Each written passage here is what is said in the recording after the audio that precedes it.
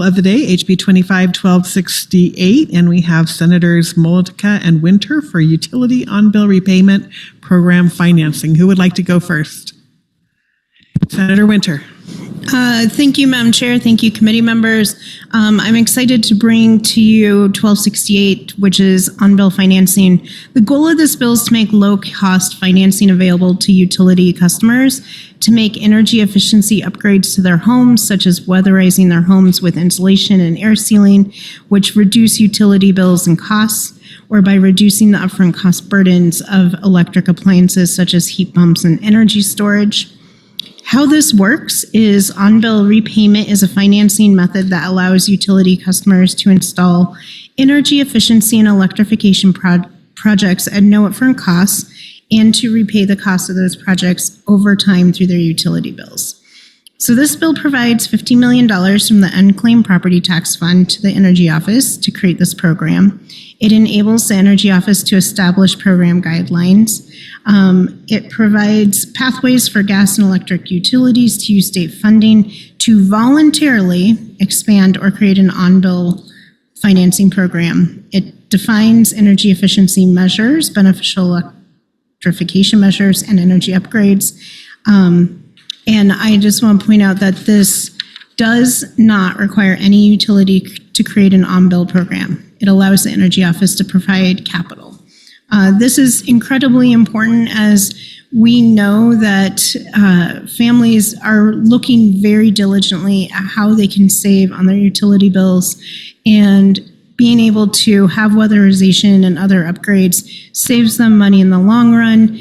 It protects the environment in the long run, and this makes sense for both our working families, our utilities, and our environment. And I urge yes vote.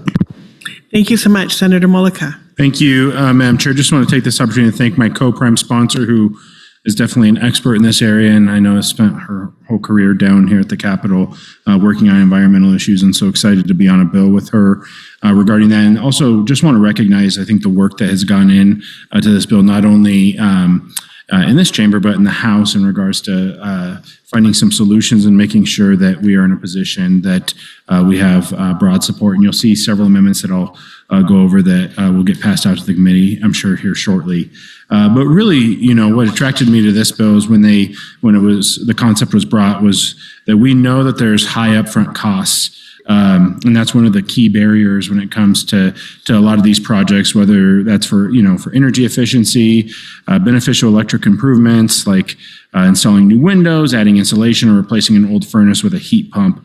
But by providing low-cost financing that allows utility customers to pay back their investment through the utility bill, on-bill programs can help overcome the upfront cost barrier.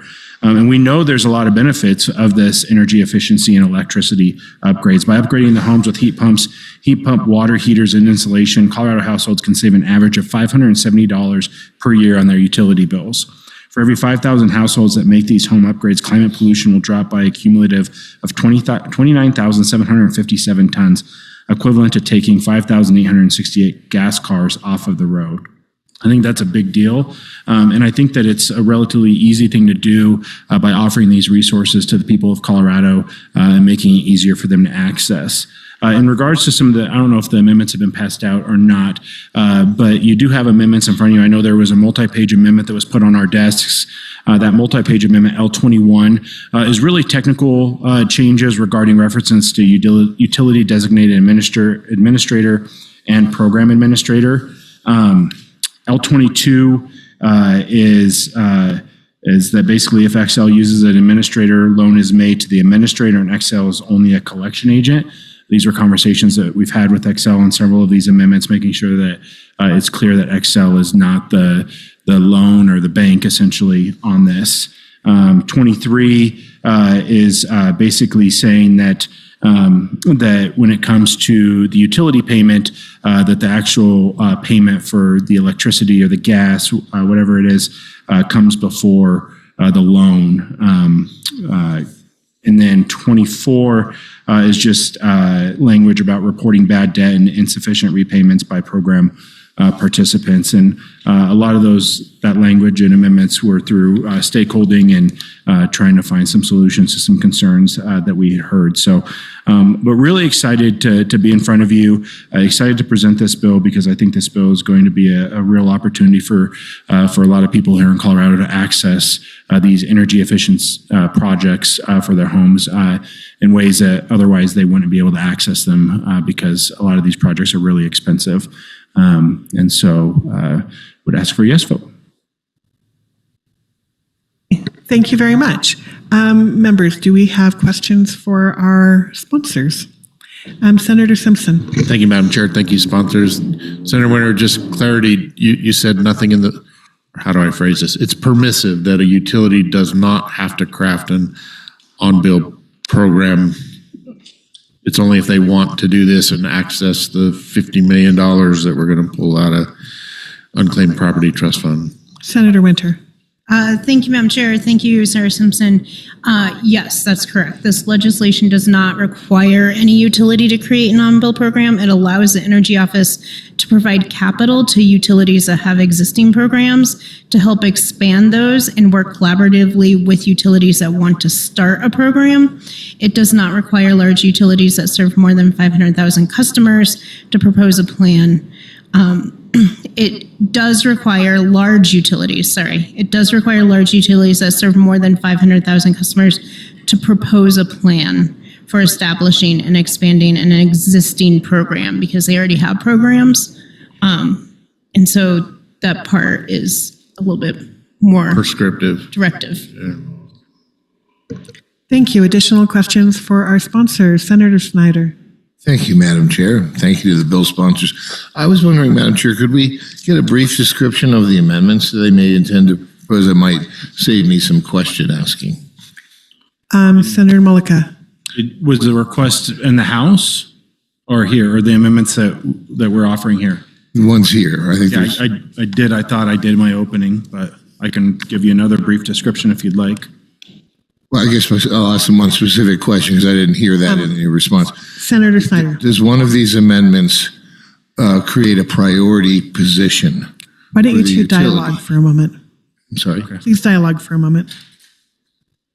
Yeah, so yeah, and when I spoke to L23, L23 is we'll make sure that the actual utility payment comes first before the loan, Okay. which is a concern that we had heard from Excel, making sure that takes priority over the loan. So a follow-up question. So if there's not enough equity in the property to pay off all the outstanding liens and loans,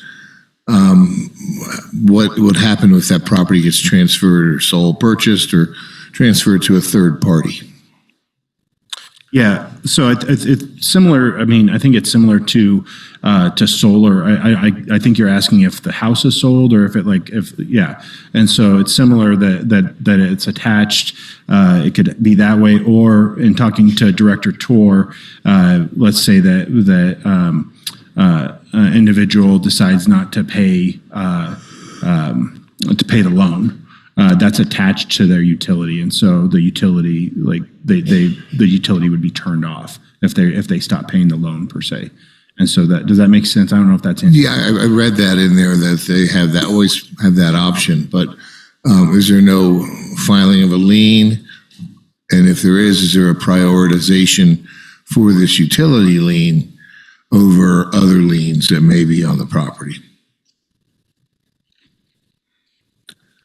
Fortunately, Mr. Tor is sitting behind you, but he probably has an answer to that question. Yes, I'm sure someone in our testimony list has an answer to that exact question. Okay, thank you. Thank you, Senator Winter.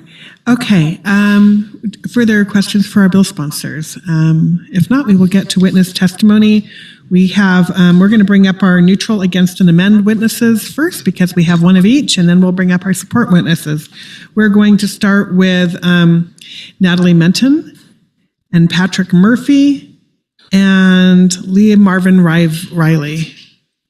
See here? Okay, there we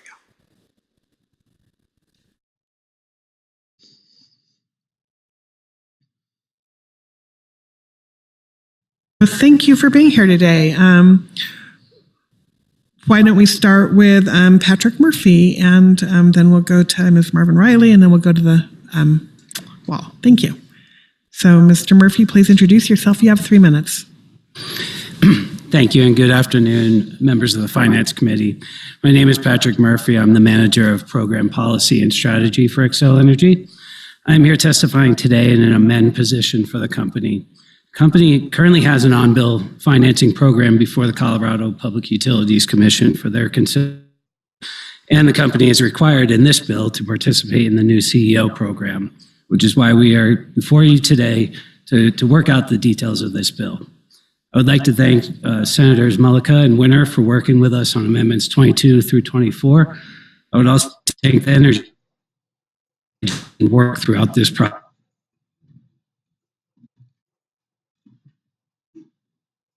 Amendment 22 explicitly ensures that any debt secured to support the company's on-bill program will be held by our third-party administrator, as we have structured in our filing with the Public Utilities Commission as well. Amendments 23 and 24 address our concerns that payments received from participating customers continue to be first applied to the utility service portion of the bill, with the remainder going to the newly financed debt. The current bill is silent on what would happen in a scenario where a customer cannot pay their full bill. These amendments recognize the essential nature of utility service, and they charge the Commission to approve a structure where neither non-participating customers nor the company are harmed for non-payment, which also protects customers from falling behind on their utility bill payments. We ask for your support of these amendments, and I'm happy to answer any questions the committee may have. Thank you. Please hold for questions, and we will go to Ms. Marvin Riley. Good afternoon, Madam Chair, members of the committee. My name is Leah Marvin Riley. I'm the Policy Director for the Colorado Department of Treasury. We are neutral on House Bill 1268. I'm here again to talk about the Unclaimed Property Trust Fund. Let me start by saying that we fully support the goals of this bill. Expanding green energy affordability and improving access for Coloradans is important. That said, our responsibility at the Treasury is to ensure that state-managed funds, especially those held in trust, are protected and used in a way that upholds legal and fiduciary standards. In order to get to a neutral position, we worked hard with other stakeholders to come to an agreement about several amendments in the House. Given the availability of alternative funding sources, we've recommended the use of tax credit sales, such as those used in the Climber Loan Program.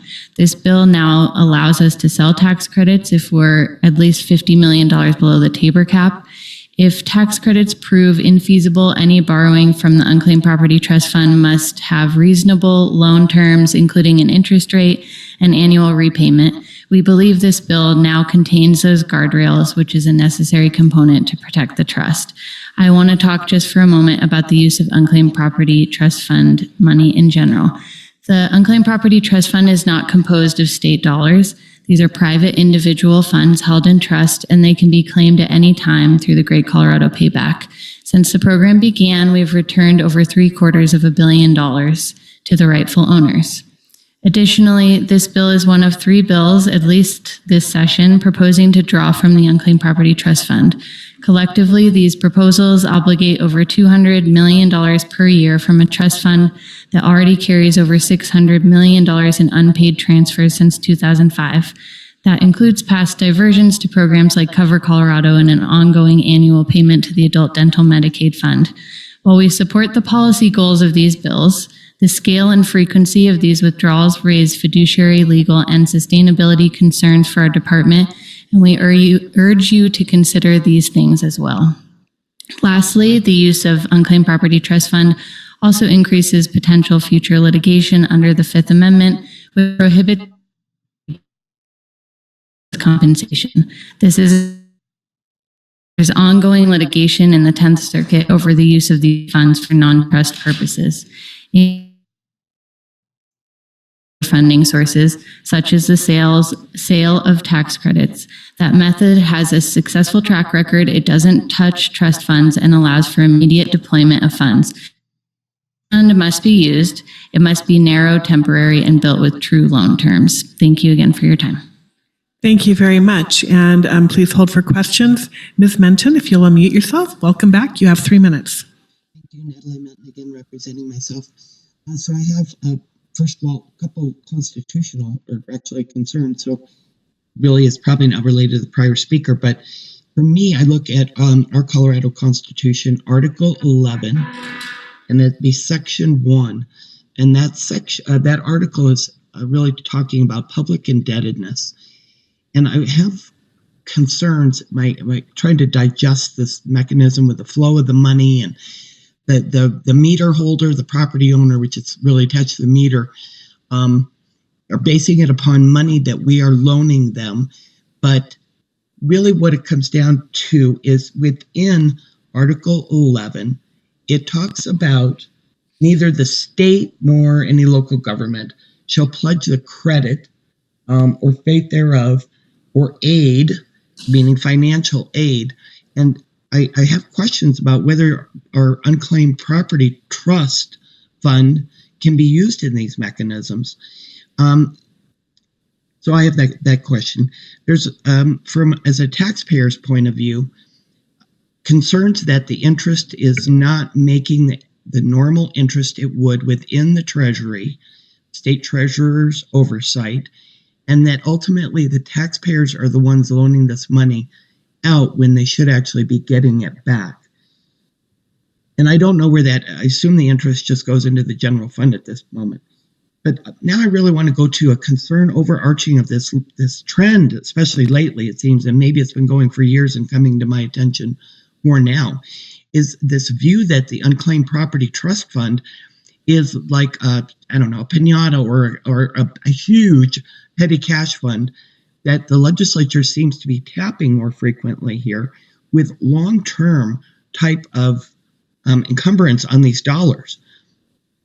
And looking at what we've got with this system, the Treasury has to keep track of all of these line items. Some of these monies that go back to people, are 35 cents, but there's a lot of them that are substantial dollars. And I caught this on the House floor, Senate floor, I'm not sure where. And I just started to look up some of the members of this committee and put you through your names. I assume they're your names. Let me just go with maybe an assumption. But we've got members on this committee that potentially have, I'm just going to go by the cities. Somebody here from Manitou Springs, you might have $250 or more from the Colorado Department of Revenue, which is really funny because they're across the street. Somebody on this committee from Alamosa, you might have $250 sitting in there. Somebody we know, one of the top elected in Colorado from Boulder, has several line items on there, about $60, won't use their name. There's a family members out of Castle Rock on this committee, potentially, over $300. I was even on there. We shouldn't be loaning this money out. We should be getting more people to cash their money out so we don't have to do the accounting, and we're not putting it in this encumbrance. That's it. Thank you very much. I don't believe this bill's the right direction at all. Thank you for your time. Members, do we have questions for this panel? Thank you so much to all of you for taking the time to come today, and really appreciate it. And we're going to move on. We're going to basically have two panels of witnesses, unless there's a lot of people not here, but we will see.